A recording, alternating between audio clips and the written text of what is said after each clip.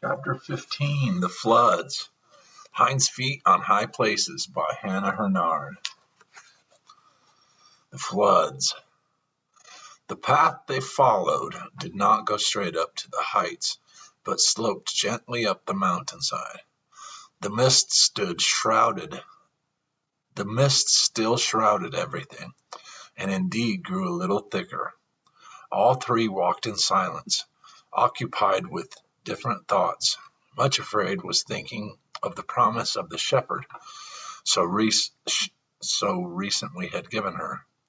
Behold, I come quickly, and will give thee thy heart's desire. Suffering and Sorrow, perhaps, were thinking of the answer they had received to the question asked of him at parting. Whether or not this was so, there was no indication, for they walked in complete silence, though the help they gave their lame companion was, had she noticed it, even more gentle and untiring than before. Toward evening, they came to another log cabin standing at the side of the path, with the shepherd's secret mark inscribed upon the door. So they knew that they were to rest there for the night. Once inside, they noticed that someone must have been there quite recently, for a fire was burning brightly on the hearth, and a kettle of water was singing on the hob. The kettle, too, was laid for three, and a supply of bread and fruit upon it. Evidently, their arrival had been expected, and these kindly preparations made but of the one who had thus gone in the way before them. There was no sign. They washed themselves and sat down at the table, gave thanks, and ate the prepared meal. Then, being weary, they lay down to rest and immediately fell asleep. How long she had slept, Much Afraid could not tell, but she woke suddenly, while it was still quite dark. Her companion slumbered peacefully beside her, but she knew that someone had called her. She waited in silence. Then a voice said, "Much Afraid." "Behold me, here I am, my lord," she answered. "Much Afraid," said the voice,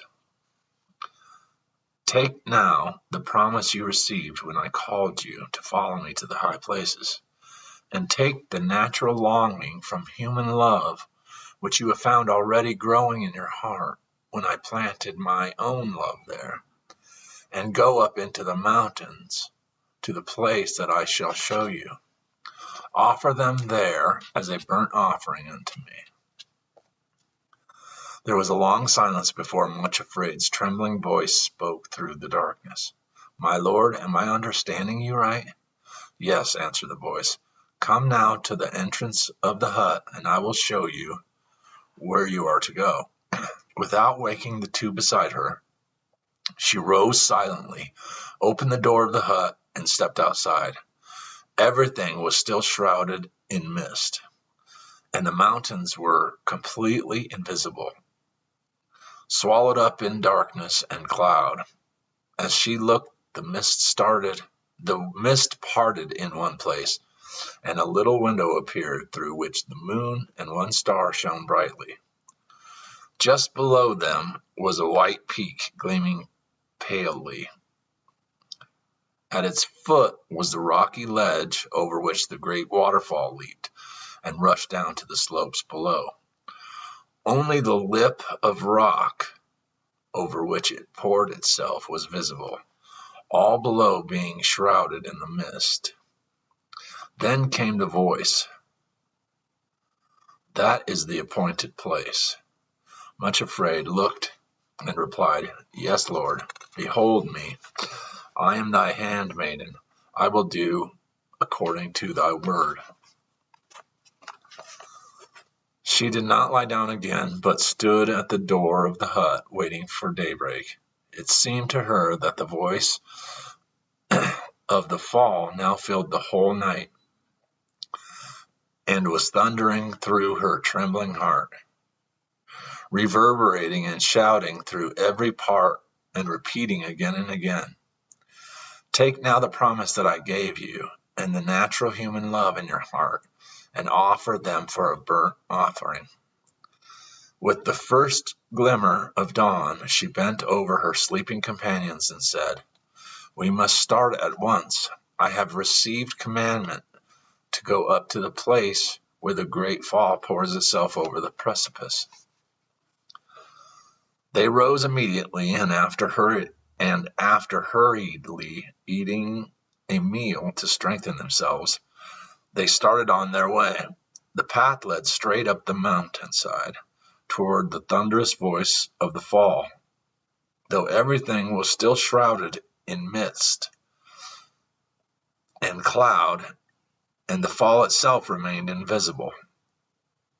As the hours passed, they continued to climb through the path, though the path was now steeper than ever before. In the distance, thunder began to roll, and flashes of lightning rent the veil of mist. Suddenly, higher up on the path, they heard the sound of running feet, slipping and scraping on the rocks and stones. They stopped and pressed themselves closely to one side of the narrow path to allow the runners to pass. Then out of the ghostly mist appeared the first fear, then bitterness, followed by resentment, pride, and self-pity. They were running as for their lives, and as they reached the three women, they shouted, "Back, turn back at once. The avalanches are falling ahead, and the whole mountainside is shaking, as though it will fall too. Run for your lives." Without waiting for an answer, they clattered roughly past and fled down the mountainside. "What are we to do?" asked Suffering and Sorrow, apparently at a loss for the very first time. "Shall we turn back to the hut and wait until the avalanches and storms are over?" "No," said Much Afraid, in a low, steady voice, speaking for the first time since she had called them to rise and follow her. "No, we must not turn back. I have received a commandment to go up to the place where the great fall pours over the rock."